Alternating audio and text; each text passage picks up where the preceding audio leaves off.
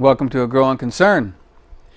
We're going to bring you a little bit of joy and jubilation tonight, and probably a lot of reality, and it's a reality that is known as Afghanistan. And we have Professor Zaher Wahab here with us again tonight. He visits us once a year. He's actually been in Afghanistan for a whole year, well, 11 months, I think he said, working for the Ministry of Education over there. And we're going to talk a little bit about the present state of affairs in Afghanistan and the continuing failure of the United States government to live up to its promises and up to and also live up to its humanity as well. So welcome to the program, Zaher. Thank you for having me, Jim. It's good to be with you.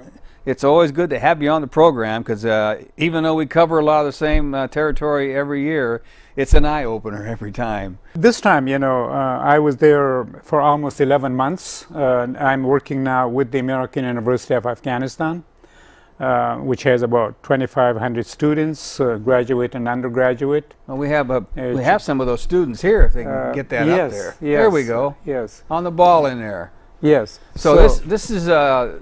these are graduates. These people, 320 of them, from all over the country. We had people here from every one of the 34 provinces. 36% of them are women, and the rest are men. That's pretty good. Yes, and these people, they already had their bachelor's degrees in different subjects. They teach in two-year teacher training colleges throughout Afghanistan.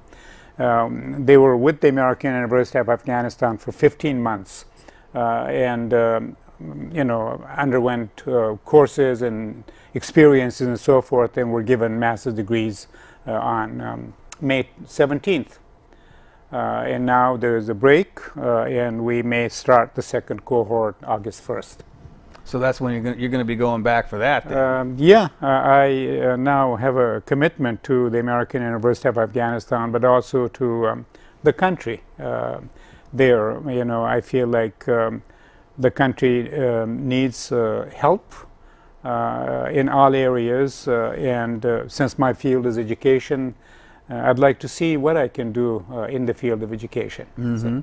Now you said American University, and now does that mean that's an American university, or is it an Afghanistan university? It's an Afghan university, well, but good. modeled after a typical liberal arts American university.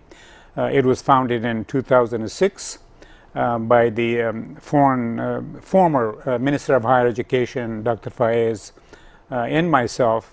And now has about 2,500 graduate and undergraduate students from all over the country. Instructions are, except our program, the instructions are in English, and we offer 4 or 5 different majors at the undergraduate level in 2 majors, business administration and education at the graduate level. It's called the American University of Afghanistan because, as I said, it's modeled really after a typical liberal arts institution in this country, and it pretty much upholds American academic intellectual norms, and in many ways it resembles the atmosphere, the program, the language of instruction, the majority of the instructors at the graduate and undergraduates, all of these are American. Although there are instructors and workers from many other countries, and most of the staff in administration are Afghans. I take it there will be female instructors as well. Yes, in my own program, this program which I directed and I taught in, 36% or 37% of the 45 instructors that I have hired over the last 16 months were women. And this was a deliberate policy because, as I said, the university tries to model, model and practice what it preaches or what it believes in, and that is equity, high standards, inclusiveness, and academic freedom, critical thinking, heavy emphasis on critical reading and writing and thinking, and so. Yes, and the university would make every effort to include women amongst the students, faculty, and staff, and our program was like that. You said that what was the two major studies that would you? At the graduate level, it was education and business administration. Well, they're all really important, but don't you need electrical engineers and people that can get the water going and all that? Well, I'm sure that, Jim, Afghanistan, there has been, in many ways, tremendous progress in the field of education at all levels. In terms of quantity, so today there are about 10,000 schools and about 200,000 school teachers and about 8 million children going to school, 1st through 12th grade. And there are 32 public institutions of higher learning funded by the government and managed by the government, and more than 100 private institutions of higher learning. There's an explosion of education at all levels. In terms of quantity, so there are many schools of engineering, departments of engineering, programs of engineering, vocational. Right. But overall, the problem in Afghanistan is the quality of education. By the same token, quality in every area, whether it's roads or buildings, clinics, hospitals, other areas of life, quality is rather poor. And this is what the government and donors and foreigners need to work on. How much of this, before we launch into some of these themes that we're going to talk about? These are some pictures of Kabul. Now, Kabul, the capital of the country, but it still lacks a sewer system. It still lacks regular electricity, a regular water system, and any kind of a plan. Kabul is just growing by itself. People build wherever they find a piece of land. It was meant for maybe 500,000 people, and now there are about 5 million people living in Kabul. Is that influx because of the people moving to the city because there's no other way to make a living? That's one reason, but the other reasons are that this is very much a country at war.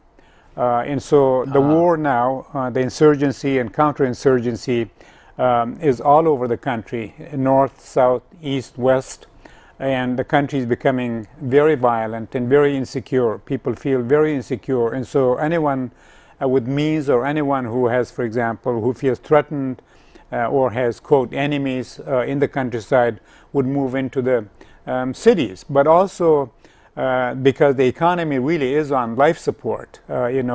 Afghanistan's economy, 70% of the government operating budget and 90% of the development budget comes from donors, from foreigners.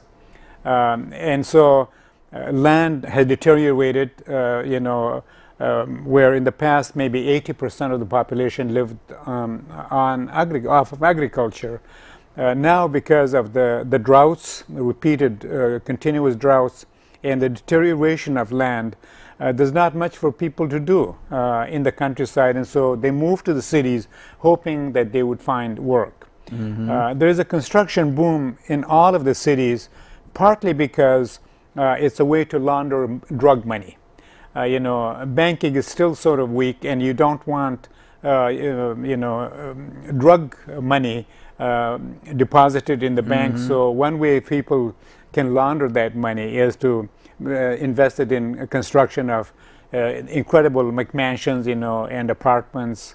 And this is one way to hide that the money, which was essentially stolen. Sure. Yeah. You mentioned that the 90% or 80% of the budget of the government comes from foreign sources. Assistance from foreign assistance. And of course, the United States would be one of those, right? Yes. But is that isn't included in the money that goes to our military, though? Well, that's a completely different thing. Yes. It's most people know now, as you know, that the United States alone spent at least $1 trillion on the war in Afghanistan from October 2002 to this moment as we speak. And we're $1 trillion, and we continue. And 2,500 lives and tens of thousands of Americans were maimed and injured and scarred for life.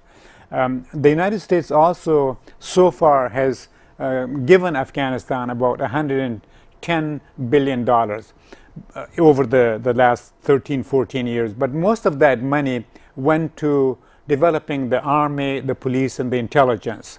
And estimates are that the United States alone perhaps has spent about $20 billion over the years on, quote, nation building and reconstruction and redevelopment. But if you go to Afghanistan, this was, for example, a university classroom, Kabul Education University. This was after an explosion took place right in front of the university and had damaged, you know, the windows and so forth in the classrooms. So about $17 billion spent on development, but if you travel around the country and look around, there is very little development to see, which is to say that the vast majority of the money that was given to Afghanistan simply left the country. It was stolen. There are some very interesting reports by SIGAR, S-I-G-A-R. This is the Special Inspector General for Afghanistan Reconstruction, John Sopko, and his team of 200 lawyers, accountants, and so forth. Their job has been for the last 3 years to track American money in Afghanistan, to see where American money that was intended for, let's say, weapons or training or schools or hospitals or other kinds of aid, where the money went.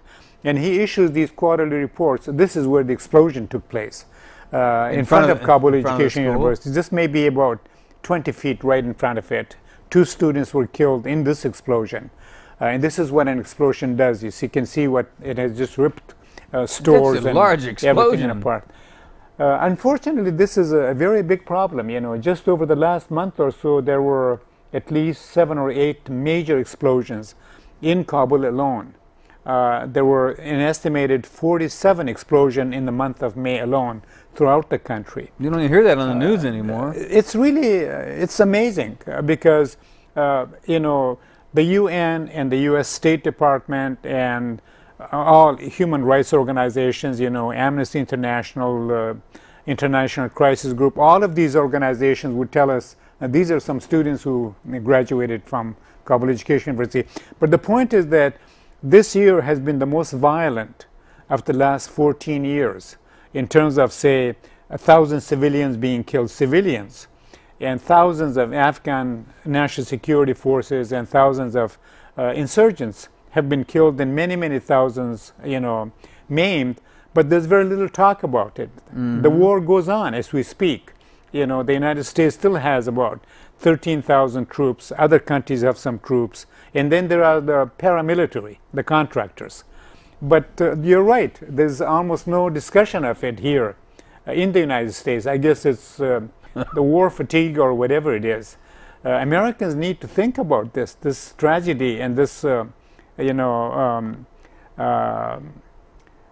this horrible situation where the United States, my adopted country, is, you know, waging war on this very poor, underdeveloped country. On your native country. My native country, yes. Well, you know, you hear, I was going to talk about this maybe later, but, you know, everybody's all freaked out about the boogeyman, ISIS. But you don't hear about ISIS in Afghanistan. Well, you do. And this is very interesting. You hear about it, but we don't hear about it. That's right. But for the last 2 or 3 months, there have been reports by ISAF, the International Security Assistance Force, the Pentagon, and the Afghan government, the Ministry of Interior. There are credible reports and evidences that ISIS has arrived in Afghanistan. They're just not in large numbers, but in smaller numbers, and especially in the south and southeastern part of Afghanistan, but also in the northern part. So the assumption is that ISIS, or Daesh, as some people call it, Daesh, ISIS meaning you know, the Islamic State of Iraq and Syria, that they come to Afghanistan through Pakistan and also through the Central Asian countries.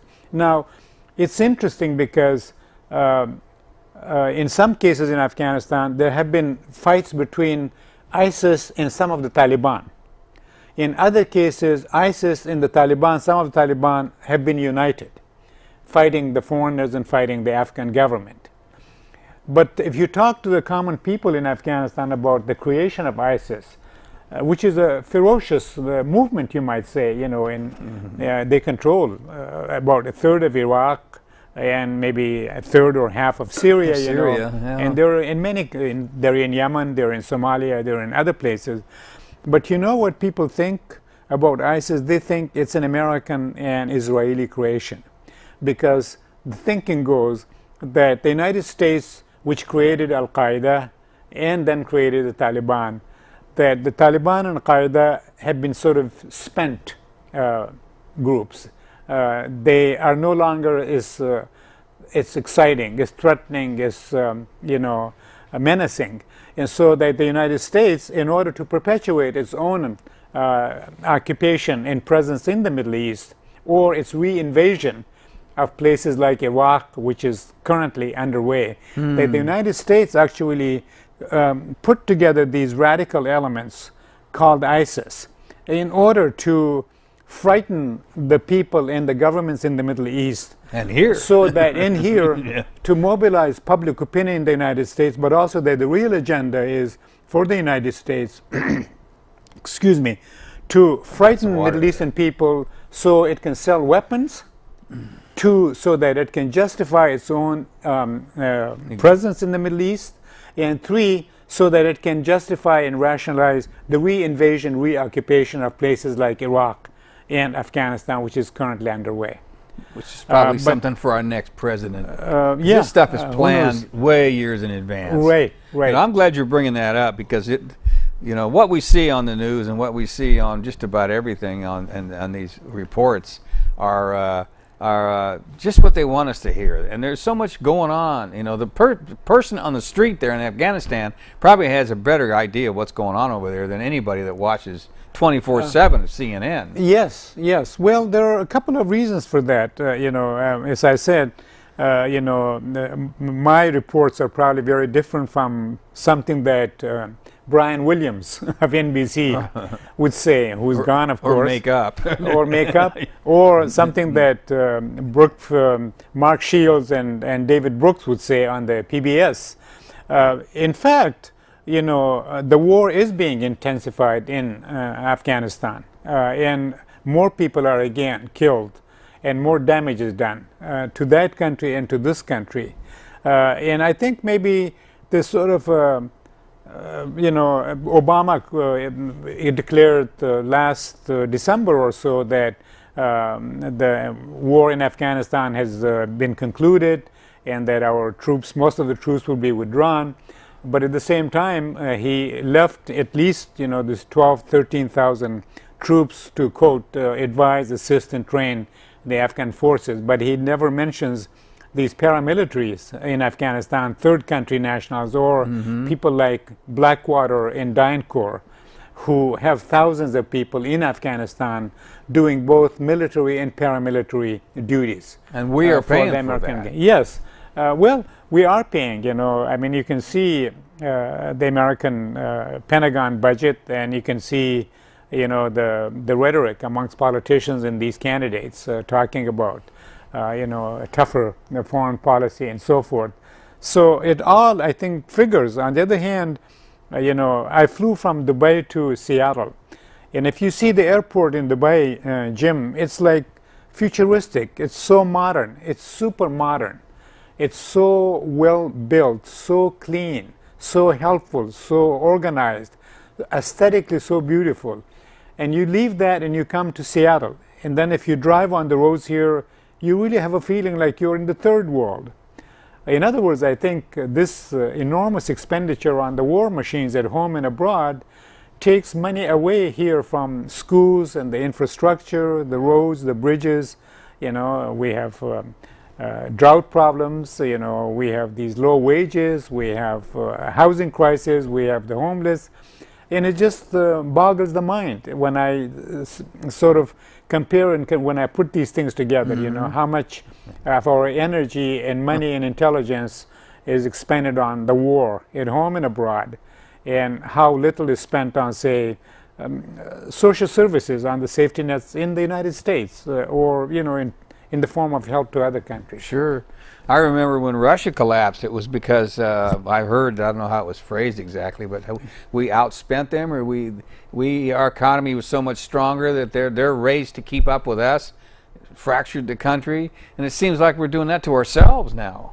Yeah, we are bankrupting. I mean, these, there are all these studies done by very credible people from Columbia University and Harvard and other places.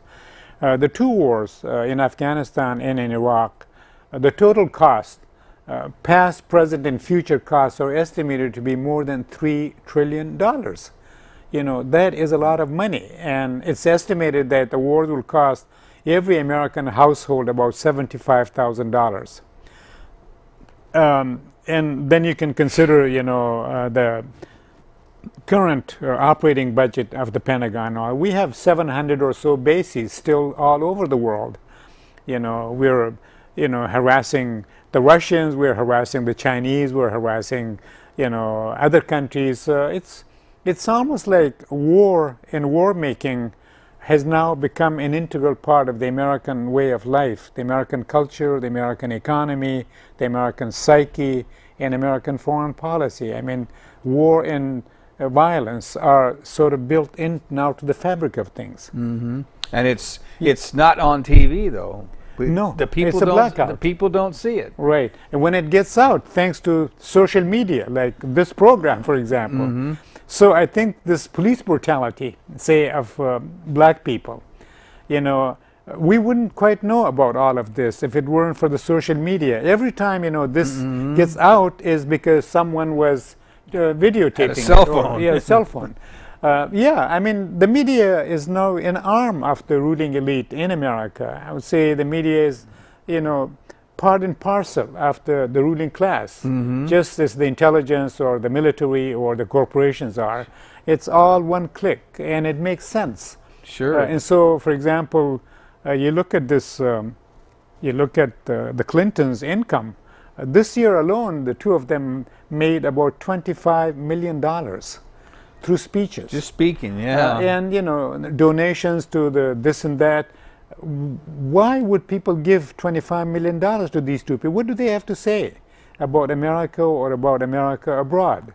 And what are their plans for changing the course of, say, American domestic and foreign policy? And this is why I think we need serious discussions and debates to educate the American public, because we are bankrupting and we're mortgaging the future of our children. And this is a disgrace to have all these problems in this country of low wages, the homelessness, the poverty, the dropout of children, for example, and the student debt, etc., etc. You could have a 1,000 item list of problems we have at home where we should be paying attention to. And we're not paying attention to it. And it's difficult to understand that people can. They're more concerned about whether Hillary's going to be president than the state of our economy or the state of our empire, I guess is the way to put it. Yes. Well, and it's also amazing, for a while, because the media, the mainstream media, is inundated. We are inundated by the mainstream media about the election. And for a while, I thought it's this November. Yeah. And then someone reminded me, said, no, the election is next November. So for a whole year and a half at least, we're going to be bombarded ad nauseum by talk about elections, mm-hmm. New candidates and this and that. When other countries in Europe, for example, have limits on the primaries, they just have a couple of weeks, 2 or 3 weeks. Yeah, no, Israel and where you does campaign, that. Yes, France, and other countries. That's what we need to do here. And we need to, as I said, the government here, representing and supposedly serving the people, needs to work on solving problems here and abroad. And we need to be a force for good throughout the world in places like Afghanistan. Mm-hmm. But what we have done is, there was a study done by the Physician for Social Responsibility and one by Brown University. The Physician for Social Responsibility said 220,000 Afghan civilians, Afghans have been killed in Afghanistan since 2002. And so many injured. And the destruction of the infrastructure. This requires money to do all this destruction. And I think the country and our government is morally responsible to try to, remedy the situation and try to build roads instead of destroying them, build schools instead of homes, and, farms, in people's gardens, etc., instead of destroying them. There needs to be a serious discussion because initially when the United States and its allies invaded Afghanistan, we were promised these, or we were given these alibi and reasons, that they wanted to, eliminate global terrorism. But now there's 100 times more terror in the world, from Afghanistan to the United States. So the U.S. intervention in Afghanistan and in Iraq, I would say, led to the multiplication of, say, terrorist activities. And then we were told, that they wanted to bring democracy and peace and prosperity to Afghanistan, when the opposite has happened.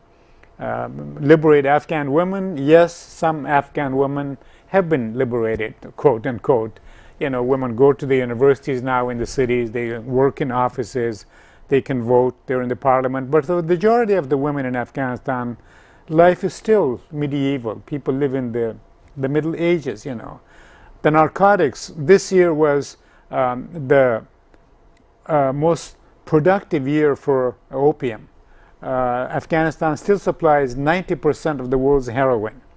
When we were told initially that, the invasion would lead to the elimination of the drug industry, although the United States has spent about $8 billion on the drug war. But again, Cigar and John Sopko report, and if you're in Afghanistan, you can see it. This was a record year for both the production of drugs and the use of drugs in Afghanistan. And now they estimate that 3 million Afghans, men, women, and children, use drugs, and 1.5 million of those are hardcore addicts. And the country has no resources to do heroin. Yes. Yeah. Yes. It's not like and you can see it in broad daylight. No, you can see it in the capital itself, broad daylight. People shooting and smoking. And heroin is cheap, it's accessible, and it's easy to find. And there's no one is investigating this to say, this is against the law or this is a social problem.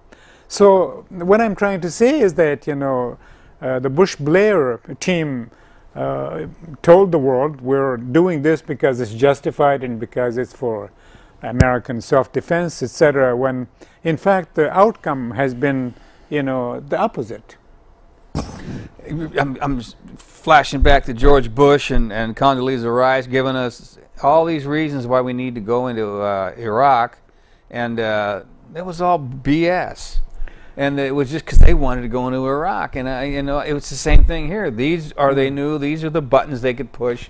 Yes. How the American people and Congress would give them the power to go in there, or not stop them going there. Yeah, well, the whole world knows now, that so-called weapons of mass destruction, that was simply a lie and a fabrication by the then U.S. government and European allies, when there was no such thing. We now know in retrospect this was just an alibi to justify. It's all about oil. It's all about, in Afghanistan, it's about the trillion-dollar resources and minerals, oil and gas and lithium and iron, coal, copper, etc., etc. That's the reason, and that's why the United States will always maintain a presence in Afghanistan. And it's also to keep the Chinese, the Iranians, and the Russians out of Afghanistan and out of the cold heart of Central Asia.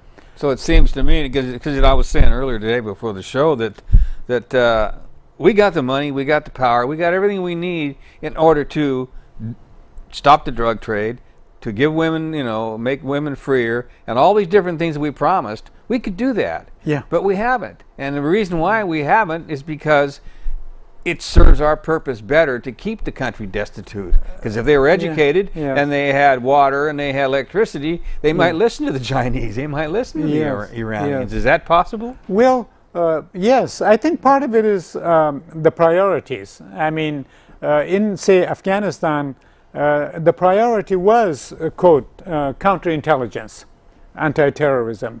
And so all these years, all of the American effort was focused on going after the bad guys, quote unquote, you know, killing one Talib here, one insurgent there, capturing one there, etc., etc. That was the priority. Although from the beginning, lip service was paid to, quote, development, reconstruction, and nation building. But in fact, if you look at the money allocation, for example, for $100 spent on the military, $1 was spent on, quote, development and reconstruction. And so that was one reason that development and reconstruction really was not the priority. The priority was military, civilian, USAID, everything. It was politicized and quote, the war on terror. The second reason, I think, was that I'm afraid, and I have to say, because all these years I have been going, you know, for the last 13, 14 years, and I have met all kinds of Americans. We don't send our best and brightest to places like Afghanistan. You know, our military, in a way, failed in Afghanistan. I mean, we lost the war in Afghanistan. It's very clear. Our, quote, development people, whether our diplomats, our even academics, you know, or we were sending not our best and brightest, but maybe third, fourth degree people to do, quote, development work, and they simply didn't know. The third reason is that all foreigners now are prisoners, self-imposed prisoners. They can't get out of their embassies, of their NGO offices, or their NGO guest houses, because they're afraid. To give you an example, for example, 2 weeks ago, the American University of Afghanistan had a commencement. And the American Embassy and the USAID do help the American University. You know, they contribute part of the budget. We invited people, several people from the embassy and the USAID, and nobody showed up. And this is only 15 minutes drive from the American Embassy to the American University of Afghanistan. The same would be American correspondence. The same would be, you know, international things. And right now, no foreigner, regardless of his or her function and character and so forth, no foreigner is safe in Afghanistan anywhere. You know, we get threatened all the time. We receive threats as an institution, and also some of the individuals at the American University all the time. Because you are educating the people? No, because we are, quote, perceived as foreign or American related. It's not so much that people are against education. It's because who is doing the education? Educating. And what kind of education? Right, the values that come along with that education are Western. You know, just about a few days ago, you know, there are some negotiations going on between the government, the Afghan government, and we can talk about the so-called election, but there have been some talks between the Afghan government, you know, civil society people, and some other Afghan citizens, and the Taliban representatives. These talks were arranged by Pagwash, which is a peace organization, Canadian peace organizations.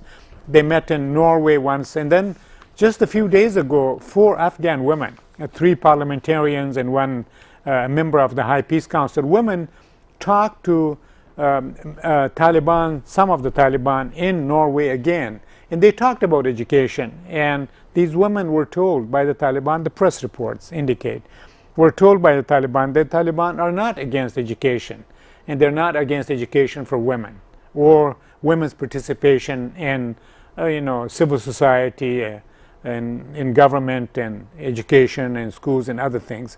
So the reason is that the problem is that it's the insurgents, and the insurgents now are rather multifaceted. You know, it's very difficult because you have the Taliban, you have various mafias, you have the drug mafia, you have this and that timber mafia, you have the land mafia.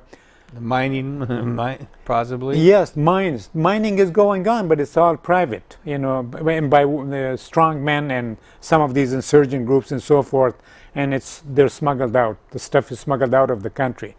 So, you know, there's all this going on, and so no one has the peace of mind or the courage or the security to go work, you know, in the countryside, whether it's work on healthcare, on agriculture, or on education.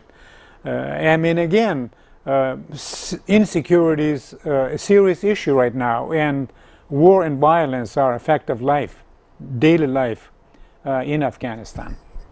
You know, to hear you talking here, I'm kind of piecing together between the lines. It seems to me that the United States, what they haven't done is build the infrastructure for the people, but what they have done is created, whether you want to believe it's on purpose or not, a very corrupt system. I mean, I know that we're working with the warlords. Yes. We're working with them, and so in order for them to get us to get what we want, the warlords have free reign of the opiates. Yes. And then there's graft going on. You know. Public officials and all. You've talked about this in the past. Yes. And this is one of the main reasons why the country isn't moving, because all the energy that goes into this country is being frittered away through corruption. Yes. I mean, when the Americans moved in October 2001, they were desperate for allies. So they would work with any Afghan who helped the American occupation invasion and the hunt for the bad guys. And who comes forth? You know, it's the strong men, some of the mujahideen, so-called mujahideen, or freelance, you know, gangsters, criminals, and so, people who were looking for money, because, you know, initially for a couple of years, if you handed somebody over to the Americans and say, here's a Talib, you were paid actually anywhere from $2,000 to $10,000 right there in cash. So what the American invasion and occupation did was to work with and empower and arm and strengthen and enrich some of the worst elements in Afghan society. And those people over the years have become even more entrenched. I mean, they had money and power and weapons given to them as much as they wanted and needed, because they worked with the Americans and the occupation forces. And so these people have used those resources to further entrench themselves in the society and take over the government, actually. I mean, the government has been sort of criminalized, and so has been many other institutions. The damage, the sort of the, you know, perhaps unintentional damage done by the American occupation. I would say it's not so unintentional. This was, the Americans should have known who they're working with. But what they have done is to, again, empower and enrich and arm some of the worst elements in Afghan society. And these people then moved into the government and took over the government. So when Afghanistan ranks first or second in terms of corruption in the whole world, it's these very people that we know, the American Washington knows, and put in place and have protected them, you know, and they're unaccountable. There was another survey done by some organization, it's called in New York, International Law Institute or something, and they rank, in terms of lawlessness, they rank Afghanistan second after Zimbabwe. It's quite a thing to say. And it's above Colombia, even. Worse than Colombia, or worse than other places. Wow. And many people don't understand that. So when people, no decent person wants to be affiliated with the Afghan government, because either you have to become corrupt, or you will be marginalized, or worse, or made you know, ineffective. Disappeared. Because the government simply is sort of a crime syndicate, a vast crime syndicate, where you have these groups of people. It's a kleptocracy. Even though there were elections, exactly a year ago, they had the second round of election, because the first round, which was in April, last April, well, a year ago in April, was so fraudulent that the whole world said, other than the candidates themselves, that this is a disgrace. It's shameful. So the two candidates, Dr. Ashraf Ghani and Dr. Abdullah, and their people decided to go to second round. So they had the second round of election, but that also was so fraudulent and so corrupt that to date no one has announced as to how many people voted, who got how many votes.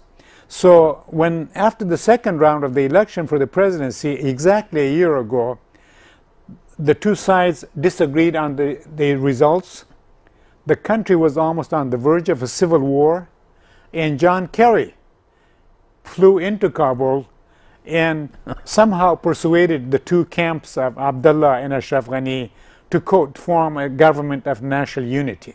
Probably and bribed did something completely unconstitutional. I don't know what kind of carrot and stick he used, but he must have used whatever pressure or promises, at his discretion. But what he did was to violate the Constitution, which is sitting there in print. The Constitution of the country does not provide for a prime minister. And he said to Ashraf Ghani, all right, you be the president, and Dr. Abdullah would be the chief executive officer. In other words, a de facto prime minister. So that was agreed upon, and it was announced, and they shook hands, and he went to the airport. John Kerry went to the airport and left. But what has happened as a result of this arrangement, unconstitutional, against the tradition, against the public sentiment, against the voting public, was to actually create a government of disunity. So it took them almost 11 months to put a cabinet together. The cabinet was just formed about a month ago, a year after they were inaugurated. They were inaugurated in September. So the government wasn't really operating during that No, time? there was all caretaker. The 26 ministers, the 34 governors, all the mayors, all the local councils, etc. Everyone was a caretaker. And what it meant, of course, was that nothing got done, and corruption simply skyrocketed, because people knew if you were a minister or a deputy minister or whatever, if you were in a government office, you knew that your days might be marked and you have a short time, a window of opportunity to take whatever you can, grab what you can. And so last year, Afghans paid $1.5 billion in bribes. This is an estimate by the Asia Foundation. And what we have now is a government that has no legitimacy. It is ineffective, it lacks credibility, and it's divided and it's factionalized. So it's not only a failed state, but it's a broken state. And as you said earlier, perhaps this was by design. There are people, such as Samir Amin and other theorists who do believe in, quote, planned underdevelopment, intentional underdevelopment, which is to say the North, the developed world, has vested interest in keeping the South in its place, so that the North will always, it will have markets, it will have laborers, the whole all around the world. TPP, right. The Pacific Trade, what is it called? Trans-Pacific Partnership. Yes. That's what that's all this about. This was the idea. It was another NAFTA, only more so. And luckily, thankfully, it was defeated in Congress. At least so far. But, yes. So, you're right. I mean, because if the Afghans could take care of themselves, if they controlled their own territory, their own resources, their own policy, their own government, etc., there would be no place for Westerners or for the Americans.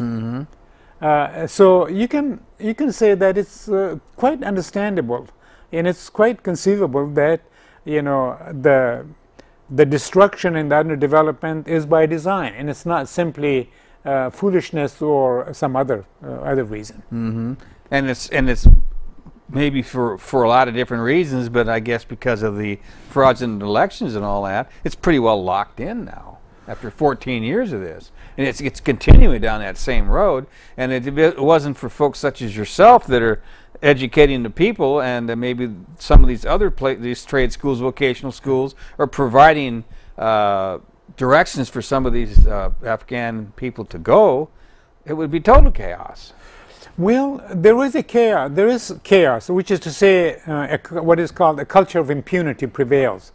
In Afghanistan today, you can do anything you want, and you will get away with it, and you can get away with it.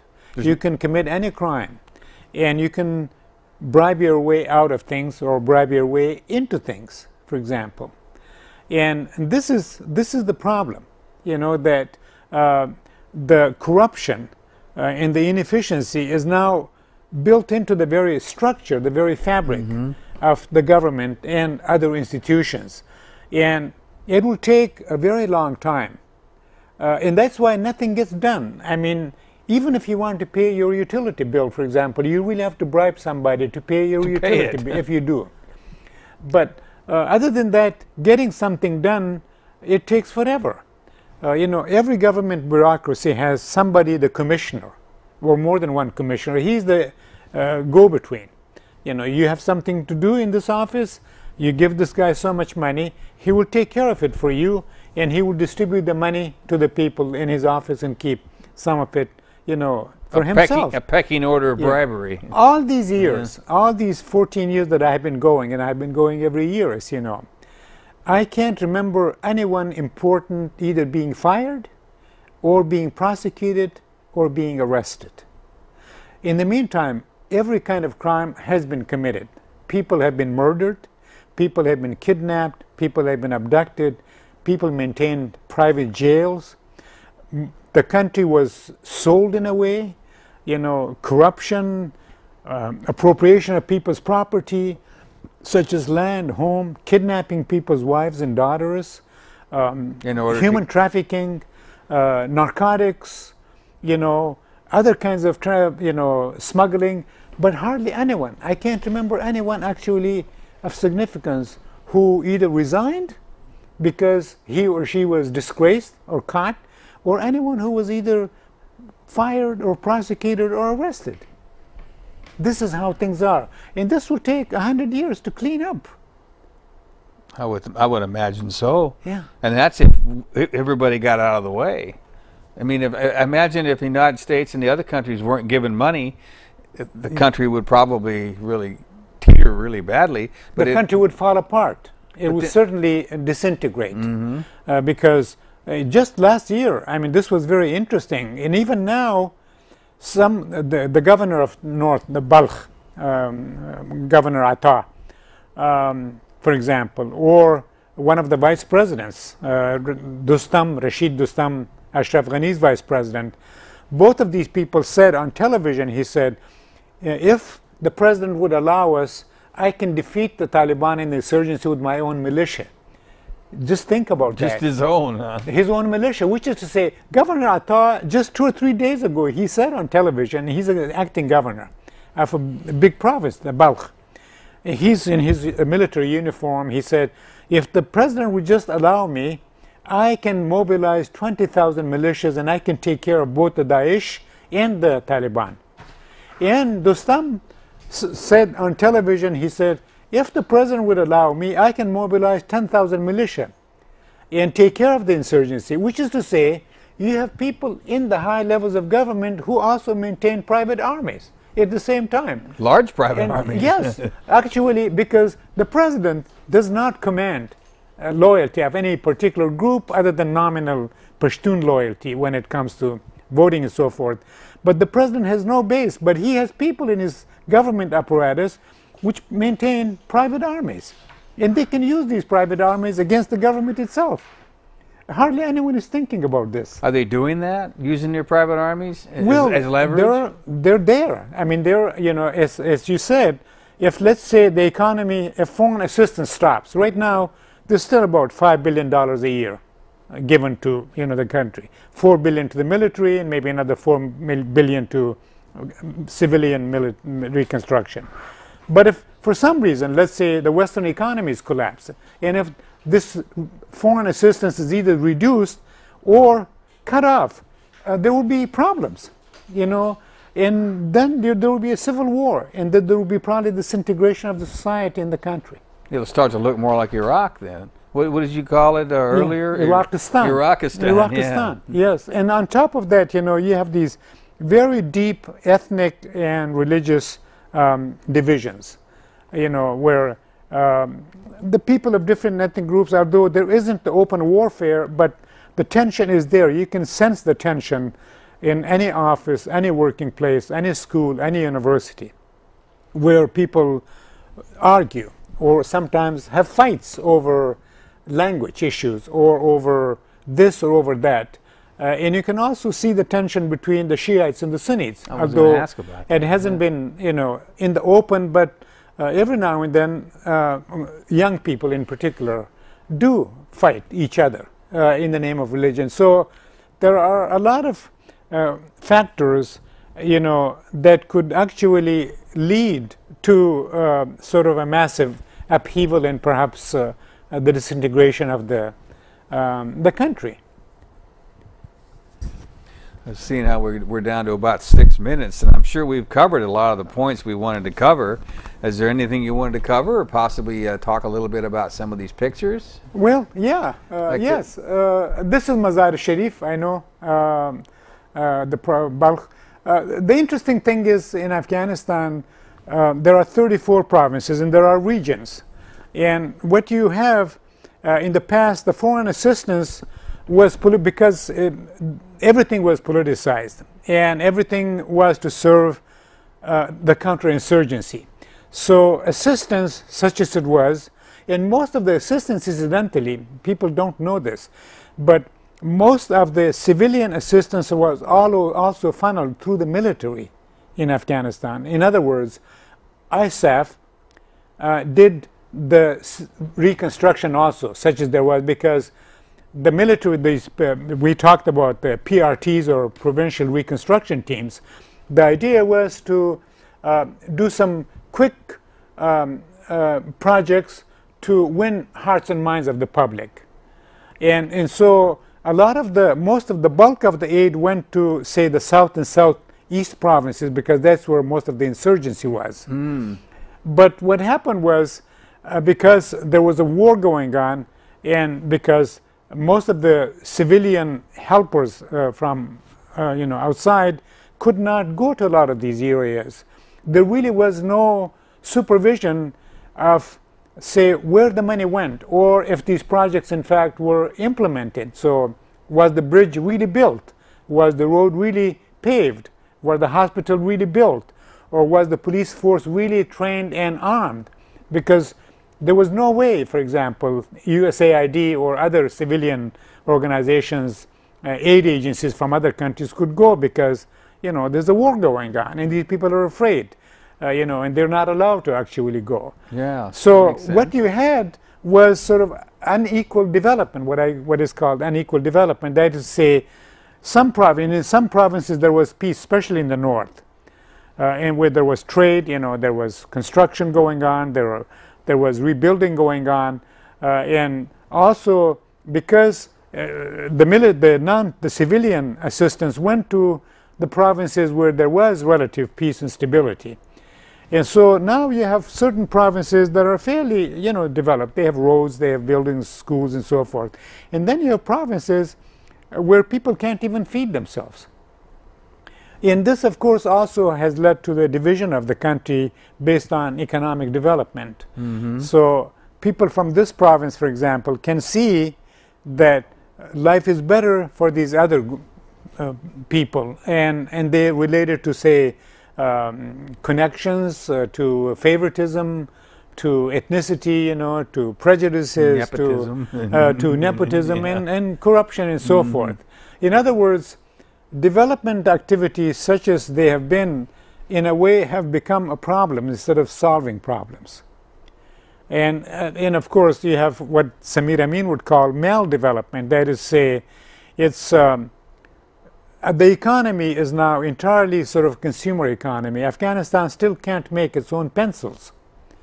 It can't make nails. I mean, it can't produce the simplest of things, because there has been no encouragement of, say, local industrial development, small, medium, or heavy industry. And in the meantime, there are people with money, Afghans with money, who wanted to invest the money. So either money is leaving the country or money is invested in, say, consumer goods, cosmetics, for example, or clothing, or even food. I mean, here is an absurd situation where a country where 75% of the people work on the land, but the country cannot feed itself. So the country is a net importer of food, vegetables, and fruits, while it has some of the best fruits and vegetables in the world, And while 75 to 80% of the people do work on the land, but because land has deteriorated and there's no government support for the farmers and farming, and there has been no foreign assistance to the agriculture sector. Which is so basic. You have an agricultural land country which cannot feed itself, and it has to rely on, say, imports. Imports. Well, we got about a minute and 40 seconds. You got something here that says future. Well, future scenarios. Future scenarios. You only got about a minute. Yes. But we'll do it very quickly. I think there are several possibilities. One is sort of to muddle through with the current situation. Corrupt, ineffective, illegitimate government, and then you will have 4 years after, you will have another election, which would be the same as the previous elections. Or you could have actually a victory for the Daesh and Talibs combined, and the government could easily be toppled. The Afghan army is in worse shape than the Iraqi army. A third position, this is true, because the Afghan army is not only not motivated, it's a mercenary army, but it's also factionalized based on ethnicity and so forth. And every now and then you hear in the press the police force whole contingents shedding their uniforms, abandoning their weapons in jeeps and running away from the Taliban and Daesh. So the third option would be that there are serious talks that could be a coalition government between Taliban and what we have right now. And the fourth option would be, again, a massive reinvasion by the United States. Well, that doesn't sound Let's hope that, there is peace and reconciliation in a sort of a coalition government of national unity, because the people are sick and tired of war and uncertainty, and they're suffering. There's a lot of suffering. We're out of time, so thanks for coming on. Thank you. All right.